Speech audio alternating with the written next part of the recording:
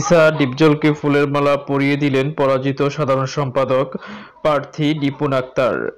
বিনোদন প্রতিবেদক সভাপতি পদে জয়ী হয়েছেন অভিনেতা মিশা সওদাগর ও সাধারণ সম্পাদক পদে জয়ী লাভ করেছেন অভিনেতা মনোয়ার হোসেন ডিপজল।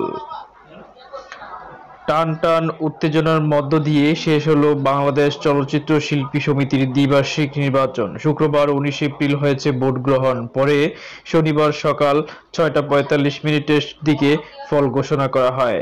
নির্বাচন শেষে হাসি হেসেছে মিশা ডিপজল প্যানেল। ভোটের ব্যবধানে পরাজিত হয়েছেন কলি নিপুণ।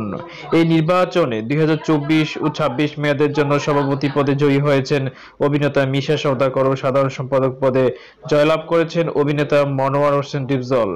সভাপতি পদে মিশা সওদাগর 265 ভোট পেয়ে বিজয়ী হয়েছেন, আর তার নিকটতম প্রতিদ্বন্দ্বী মাহমুদ কলি পেয়েছেন 170 ভোট।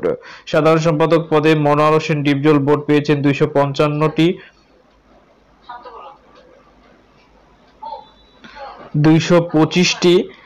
16 ভোট কম পেয়েছেন তার নিকটতম প্রতিদ্বন্দ্বী নিপুণ আক্তার, তিনি পেয়েছেন 209 ভোট। শিল্পী সমিতির নতুন সভাপতি মিশা, সাধারণ সম্পাদক ডিপজল তাৎক্ষণিক প্রতিক্রিয়ায় পরাজয় মেনে নিতেই দেখা যায় নিপুণকে।